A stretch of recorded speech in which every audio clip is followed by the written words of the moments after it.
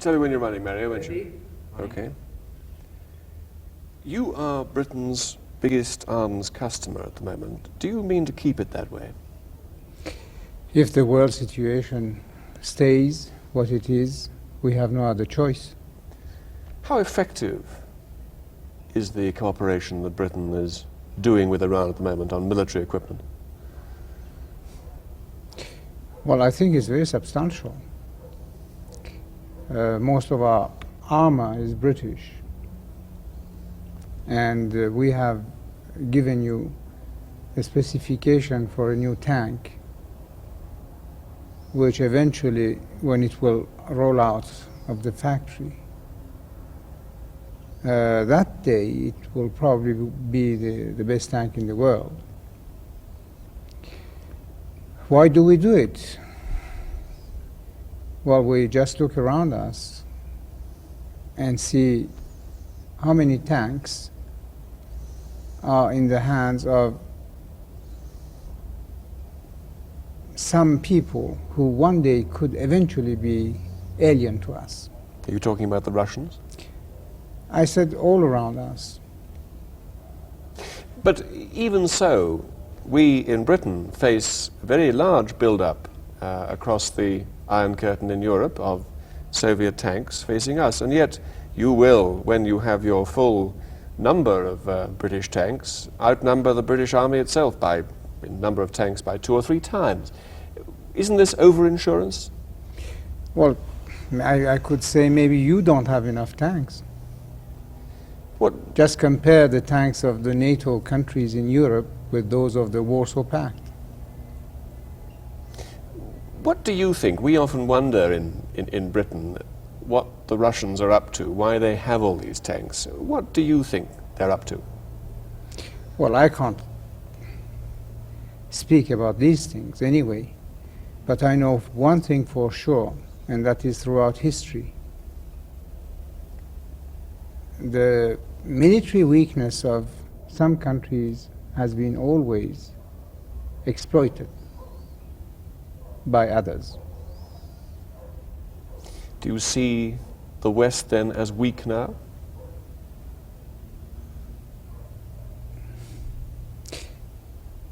Well, short of an atomic holocaust, you are weak.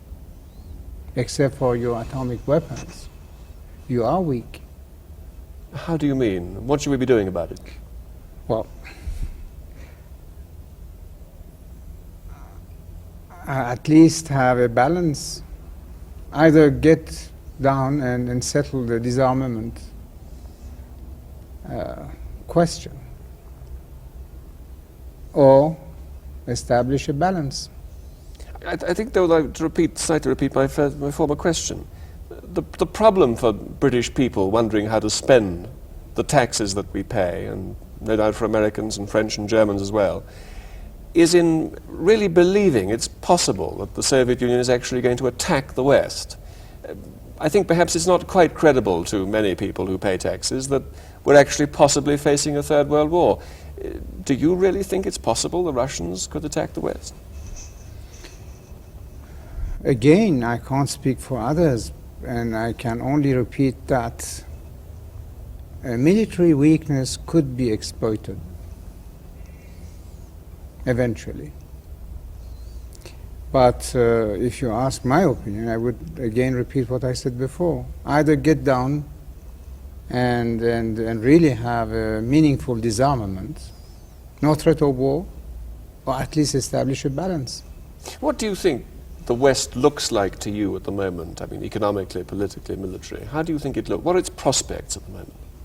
Well, if we take separately each country, some of them are better, and some of them are worse. In the whole, I think that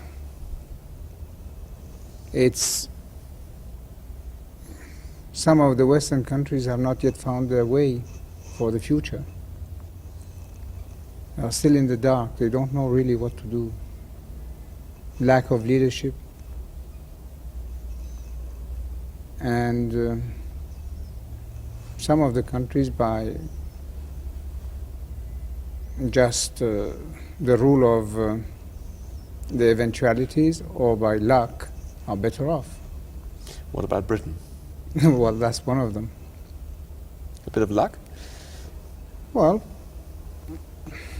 patience, luck, that's the North Sea oil, obviously. Your prospects, at least for until the end of the century, is much better. If you just don't waste that money on higher wages, if you invest it in your industry, for instance, modernizing your industry, then you will be okay. When you last spoke to ITN, you made a point of making it clear that you thought the British people didn't really know how to work. Is that still your view? You know how to work. The question is that you do not work enough. Just imagine if everybody worked half an hour more per day. That will make all the difference. Effective work. But you know how to work. You have eventually the best skilled workers anywhere. What do you think is happening in Africa? What do you think Soviet intentions are? Do you think we should be worried about them or not? Again, it's the same question. When there is a vacuum, somebody is going to fill it. You in the West are just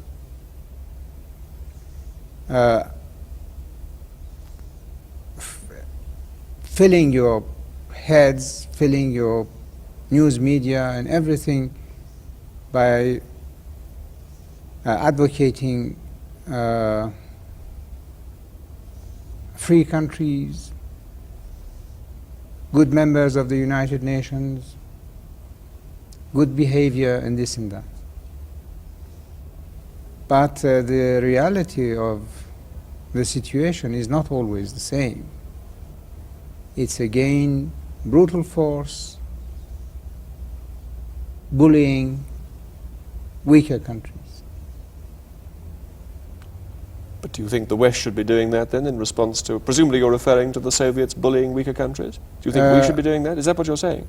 I'm saying then stronger countries. Now, how do they get strong? This is something different. But stronger countries are bullying weaker countries. And what can the United Nations do about it? But what do you think the West should do about it? I mean, do you think that the West should be the West responding in some way? The West, when we talk about the West as if, it cannot be as if we talked about an entity. The West is divided, very divided. You can't talk about the West as a whole. America, and perhaps Britain as well. What would you like to see leading Western countries doing about what you describe as bullying? At least let know the rest of the world where you are going to stand. If you want to give up all the way, okay, that's your business. But the rest will know where they are. But by stand, do you mean put in military forces into countries like Somalia and Rhodesia perhaps and other places? Or do you mean simply say something? Yes. Say and mean something. I don't want to be precise about this place or that place. But the resolution of not giving up. Well, now, Dr. David Owen, only the other day, said that he didn't like the idea of feudal barons, as he described them, moving around Africa with their private armies. Do you think that was enough? That's not bad. But you'd like more? It's a question of I and the rest of the world of believing what you say. Knowing that you really mean it. But I'm sorry to press you on this, but what response is there except saying it? The idea that anybody might persuade you to unilaterally apply sanctions is not on. Yes. Yeah. Just to take up where we were before. But, sorry to press you on this, but what levers do you think Britain and America and other Western countries have to apply to bring about the kind of statement that you would like them to bring about? How can they do it? Well, you know, you feel these things very easily by your actions followed by deeds. For instance, if you talk about a policy of stand and at the same time decrease your military spending, no one would believe you. As I said before, I'm all for world disarmament. But until the day that we have not reached that agreement, the question is to have a balance. So if as I said, your words are followed by deeds, one would believe you, obviously. But do you understand sometimes the slight dilemma that some Western leaders feel about a very close relationship with your government, when there are some in America and in Britain too who feel that your regime is undemocratic? How do you respond to that? Well, I respond to that by saying that your regime are not more democratic than ours, because in the name of democracy you make things that we are horrified about it.